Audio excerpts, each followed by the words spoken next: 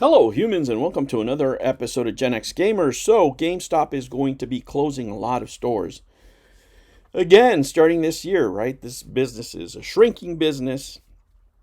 And what I want to talk about is how would you fix it, right? What would you do different? And we've been talking about this for the longest time, right? I think I've been talking about fixing GameStop for at least better part of 3 years, And the results are always the same, guys. For those of you who are new, my opinion is that just like other areas of business, you need to control the supply. That's right. Oh, yeah, brother. Control the supply. And that's what they failed to do, whether it's digital downloads or physical media. Now, this is a great area of opportunity, but unfortunately, a lot of these companies are not run by gamers. They might be, fans of certain games, but they're not real gamers. They don't know. They don't have the pulse of the public, and you can tell that by the decisions they make, the purchases that they've made. Now they're going more into. They start buying toys and all this stuff and cards and Pokemon. Pokemon, okay, I get it. A couple of things might be relevant. But in general, it's a toy store now, for the most part. When I walk into a GameStop, I have, sometimes I have more, most of the time, hands down, I have more retro games than they do. But just in general, there's just not a selection there. A lot of people are there to buy gift cards. A lot of people are there to buy cards, all kinds of collectibles, what have you. Some games. But how would you fix it? The problem is that they don't have their own supply. And in this era where you have these struggling companies that can't find a direction, that would be prime acquisition targets for a company like GameStop, it doesn't mean you're not going to stop closing stores, guys. It might mean that you might need to get a bigger store, like a central location in an area rather than having a bunch of small little stores. But let me ask you, would you walk into a GameStop that had limited run games? Of course you would. I would run over there, right? And that's a company that's struggling right now. Why not acquire limited run games?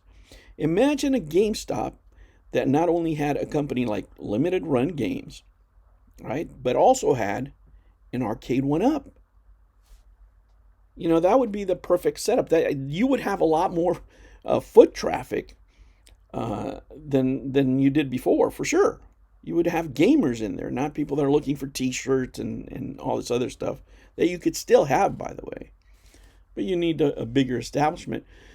However, the main problem of GameStop, and when you saw it going down, is when they couldn't control this, and they let this go stupidly. Whoever was the CEO had no vision, was not a gamer at that time, right? Because once they decided, okay, we're just going to take the disc out and sell the disc and throw away the cases to save space.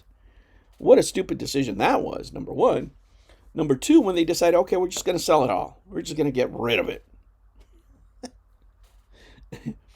Well, they didn't know what they had, right? They thought they were going to save money on storage. It's short vision, right? Short vision. Knowing that everything is selling online, knowing how bonkers, eBay was going, they said, oh, no, we don't want to do it. So get rid of everything. We'll leave that to them because they were making so much money because, they were still producing a lot of CDs and what have you, CD-based games. Now they don't have that. So what could you do? What could you do? Now, all these companies have one thing in common. They want to stop producing physical media. They want to go to straight software. Why not build your business from that, right? And say, okay, if I was CEO, I'd say, guys, I am the major distributor of your physical media. I understand that you don't want to make any more physical media. I understand that you want to draw down from that. So I want the first right of refusal on any game that you publish digitally that you don't intend to make physically, or if you make it physically, just give me a licensing fee. I'll make it. We'll figure it out. Now you control your own supply. You can set the price on any game that you make, even used, because you're the trade-in store. Most people are going to go to you, right? So if If you say, okay, I'm going to make Assassin's Creed Black Flag again, for, say the Xbox One or the Xbox Series X or whatever. Okay, I'm going to make the remake. I'm going to make it a little better. I'm going to put this and that and the other. Whatever it is. You say, okay, well, the selling price is the retail price. Okay, the buy price, I'm going to give you $20. And I'm going to sell it for 40. 100% markup. What did they give you before? $1? But see, now you have, even though you have less stores, you're producing your own material. What are the things you can do? Now that you have a limited run, you can produce independent indie games that you control. You're setting the price, right? You're setting all the price on all these things. And you have your pulse, right? You make deals with Steam because you already carry Steam cards. You already have these, you already have the infrastructure. You have everything. You have distribution.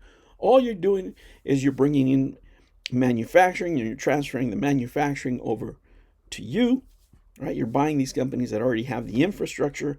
That's what I would do to fix it. And that would lead me to have a business that is with health long term. Look at all this list of stores that are closing down, right? Some of them, oh man, hit me in the heart because like this Bell store, I used to work close to Bell, and I used to go to this particular store here back in the day. Oh man, and I've been to some of these, especially in California. I used to just go around different game stores just to see what they had, on my days off. In Redwood City, oh my gosh, when I used to live up in San Jose, Petaluma, I'd go up there with my son. There's another retro store that we go out there. San Jose, the Westgate Mall. I mean, I could just go through the California sites here, Culver City. It really is a shame. It really is a shame for a business that was once thriving to watch it go, down in flames because of poor management decisions and not really having the pulse of what gamers want. And I think they're still missing a big opportunity with everything that's out there. I mean, you can get, the owners of Limited Run, the Embracer Group, what are they going to do with it? They're going to close it down just like everything else. These companies, these big corporations buy all these brands and they don't know how to handle them, right? Because they're just a bunch of hacks, right? Corporate hacks that just see these as generic products. They're not really, like I said, gamers. Some of them might be a fan of a game, but when you ask them, well, what game do you play? Oh, I play The Sims. What the Sims? Oh, I play, Candy Crush. You're not a real gamer, You're not a real gamer. You don't know what's going on. And you see it reflected in the bad decisions that they made. But if you buy an arcade one-up, right, can you imagine what you could do? You no longer have, and I said this, you can have the $1,000 cab. You can make the rep reduction because the repros that people want, because you have the connections with Nintendo.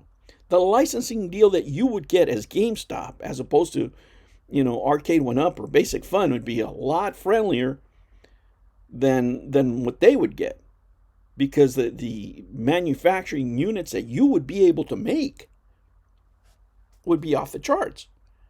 Let's just start with Donkey Kong. If you wanted to make a Donkey Kong for, let's say $7.99, $800, right? Let's just put $800. There's a big difference of the Donkey Kong being out there for $800 or walking into GameStop and it says, hey, you can buy it for $30 a month because we have our own financing. Yeah, you're going to pay $1,600, but you're going to be blowing those out. You are, right? Because there's just more acquisitional power, as far as getting better deals and what have you. You can bet better engineering. But this is just us thinking, normally, when they start, but these are not unique observations, guys. I'm not like a business genius. These basic business concepts of anybody that knows video games. When they started buying cell phones and tablets, everybody's like, what? Like if you're, because that's a different business model. Like you have to have a cell phone plan and stuff like that. And I could see it, when they started with the N-Gage. Remember the N-Gage, the Nokia N-Gage? That was something. I thought they were going to go into that, to tell you the truth. Back in the day, I didn't know much back then. I had a different line of work, but to me, it's just sad to see all these changes that are happening. They say the Chinese New Year is going to be the year of the horse, a year of change, year in motion. Let's see what happens. Unfortunately for this company, it's just, oh man, the investors might be happy, right? But our access to games with the major retailer out there, it's not getting any better. And the online shopping experience isn't the same. It's not the same as going to the store. So, embrace those stores that you do have. That's why I support independent shops and stuff like that, because that's the only place that's going to be left here pretty soon. But let me tell you this, there's a lot of great deals out there in those stores. So if there's one closing near your area, man, go hit them up. I don't have any room. I'm not going to be competing with you, but, more power to you if you get out there and get some good deals. All right, humans, I will catch you on the next one. Take care.